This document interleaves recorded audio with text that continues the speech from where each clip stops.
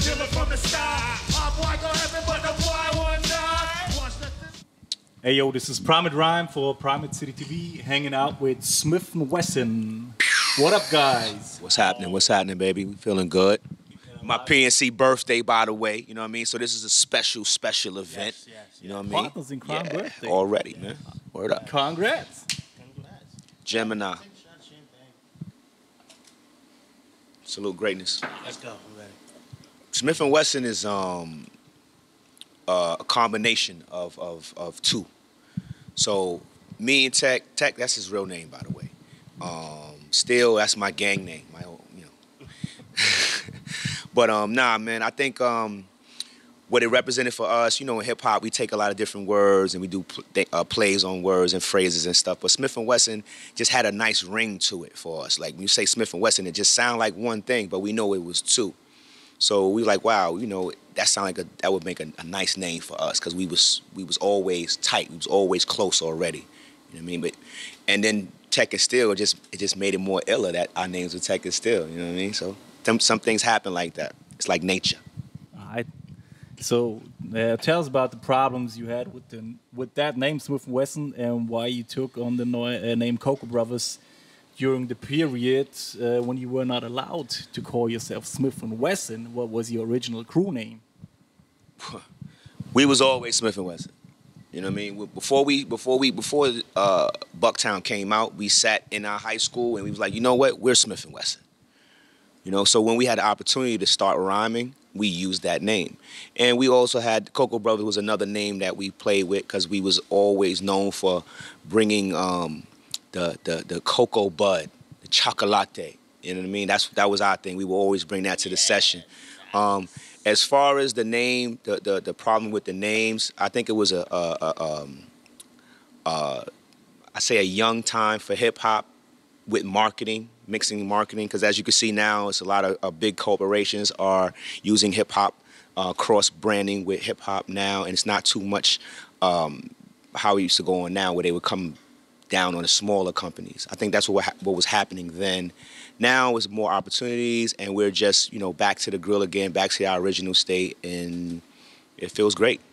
I mean, for me, you always been Smif-n-Wessun. See, I was down from the start. See, you know it. It's perfect, man. If it, you know, so cool.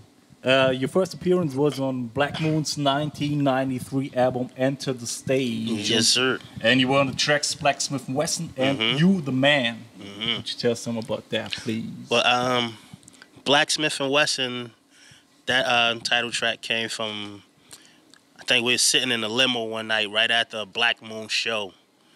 After we just finished getting off stage, he destroyed Who Got the Props. And we was like, yo, I'm starting to work on an album now. We got to get something. Because it had always been Buckshot, Tech, and Steele together at the shows. That would be like, we was sort of his, you know, his backup man, open up for him, besides Five, of course. And then it was like, word, the three of us, that'd be crazy. Black Smif-n-Wessun, let's name it. So that's how that came about. And the You the Man joint, that was how we always said we work with a lot of people that's like our comrades. That was a track produced by Havoc from Mobb Deep. That's why he was up there also. And those was our intro into the game. From there, Smif-n-Wessun took on his own brand. Let's get it on. Let's get it on. Smif-n-Wessun and we do it like this. Get it on. Smif-n-Wessun and we do it like this. Get it on. Smif-n-Wessun and we do it like this. Get it on. Smif-n-Wessun and we do it like this. Bucktown. Home of the original gun clappers. Home of the original gun clappers. Home of the original gun clappers. Home of the original gun clappers. Recognized. All heads realize. Recognize. Real heads on the rise. Recognize. All heads realize. Recognize. Real heads on the rise. Recognize. Better recognize. Soundboy Burrell. Homeboy, you got enough reason to worry. Coming with my troops, we about to bury. Better pack your dubs and move in a hurry. Ease off, son. One time. One rhyme bowler snitch dropping down. One rhyme bowler heads doing time. One rhyme bowler crooks committing crime. One rhyme, one time for your mind. Stand Strong. I step to my business, stand strong on my own too. Do what I have to do to get true. Only to name the singles. The Shining Still Be Shining. We got it right there. The Shining Still Be Shining. I heard it for so many times. I still love it. Yeah. Do you know what's the secret of that first album you made? What's the secret of that? Can't tell you that. I had to kill you and break all the cameras. Nobody would be able to know. It's a secret. That's Nah. why we can't see it. It was I think it's just we're still fans of the art and the culture of the life of hip hop, but we were so new and fresh to it. It was like fresh marijuana buds just growing, just had to get out and ready to be plucked. So we give everything we do 150%, but it was so raw back then that it was like nothing you ever heard before. Then it was some kids that was from around your age existing or that you could relate to the things we was talking about. Plus it was some dope ass production from the Beatminerz, who had already made an album that you enjoyed with the Black Moon into the stage. And Tech and Steele just added their flavor to it, and they say it's a classic to this day. It wasn't a scenario where we had to make up the group or we had to make up the songs, you know. We was living this stuff. Everything on here is a story about different parts of our life, or like PNC said, or somebody that's real close to us. Like when you listen to PNC, that's about our relationship with our brothers, you know what I mean, our comrades. And one brother in particular, Rambo, one of the cats who we lost when we was young. And our experiences just, you know, growing up. And it has nothing to do with rap. It's like you experience some things and then you get this opportunity to tell people about it. So without even being like conscious of it, that's your natural thing, you know? So it was dope that we got with Beatminerz, because Beatminerz has that sound that will allow that to be heard. And it's not like the music battling the raps. So when you make that marriage, it comes out, you can hear the love. You know what I mean? You can hear the love, like even not to jump questions. I know you got them coming, but like when you listen to the Monumental, it's a similar vibe when you listen to Monumental, like listening to The Shining, you know? Okay, yeah, that's interesting, because like The Shining is Beatminerz production, and Monumental, which we will talk about later, is Pete Rock. Okay, so I want to recite you on the track Stand Strong. One of you guys says, I do or die, cause I never ran, never will.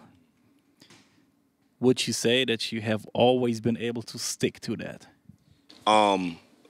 Do or die is the actual lines is I do or die, and I never ran, never will. Like there's a saying in Bed-Stuy, they call Bed-Stuy, Bedford-Stuyvesant in Brooklyn, they call that do or die Bed-Stuy, right? And in Brownsville, he's from Bed-Stuy, I'm from Brownsville. Brownsville, they say, one of the sayings from Brownsville is Brownsville never ran, never will. So when he say, I do or die, and I never ran, never will. So it's like he's saying, I'm from Bed-Stuy, and I'm from Brooklyn. So we're using them sayings, and we're using them creatively with music so that certain people can identify, and the sayings themselves do mean what they say. I do or die, and I never ran, never will. Yes, we definitely stick to that. Yes. we take all adversity head on and deal with it. Yeah. That's tight, and that's the cool that you like to bring those two proverbs or sayings together. It's cool. Brings me to my next question. I love your back-to-back style. Like you rap back-to-back. Who came up with that idea? Or was it just, having a session and 2 lines, 4 lines, 6 lines, 2 lines? I never even heard that question before. We never even thought about that. None of us never even came up with back-to-back. We just, when we wrote the music, we just always wrote like that. That's how it came across. That it been labeled the Smif-n-Wessun thing. Do that Smif-n-Wessun thing, back-to-back. It is. Yeah, basically. That's what I'm saying. Yo, I'm a rapper too.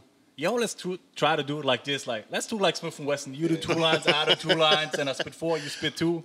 That's the Smif-n-Wessun style. You Exactly. create the whole thing. Like when people say that to us today, we be like, all right, I kind of know what you mean. You know, it's like it's natural for us. Like we're a group. You know, we're not solo artists. Partners in rhyme, partners in crime. Partners in crime, yep. Politics and construction, put niggas in caskets. Yes, sir. All right. So, Super Brooklyn. track where you sampled Super Mario Brothers. Sample has never been cleared, as far as I know. Nope. Did that cause any legal consequences for y'all? For us, nah. That was a big song for us, actually. But nah, the sample had never been cleared. Never caused no legal. Nobody from Namco or Pac-Man came after us or anything like that. So to this day, some of our stage sets we still rock it. It's received very well. So you know, nah. If anything, it made people look our way. Like labels was like, all right, who these kids that made this Super Brooklyn thing? This Mario song is crazy. It actually led to us getting a deal eventually with Ruck. You know, they was trying to get it clear. They had some connection, but it didn't go through. But still a big tune. Maybe Nintendo was just happy and they sold more Game Boys. You never know. You never know. So your new album is gonna be called Monumental, coming out on the 28th of June. It's produced, as we said, one of the all-time greats, Pete Rock, Chocolate Boy Wonder. How did y'all come together? Well, we had actually worked with Pete a few years back on a project he was doing with the homie Prodigy from Mobb Deep, Welcome Home. And from there, we just stayed in contact, in and out, seeing them at these type of sessions, these parties, function studio. And when we came together, it was time to record our album. We was like, yo, let's get back to our Smif-n-Wessun roots. And put a list of some producers together. And it just seemed like for some reason Pete Rock name was in bold letters with asterisks around, just saying pick me. And that's what we did in Monumental, June 28th. It's magic. Yeah, that's hard. That's hard. That's hard.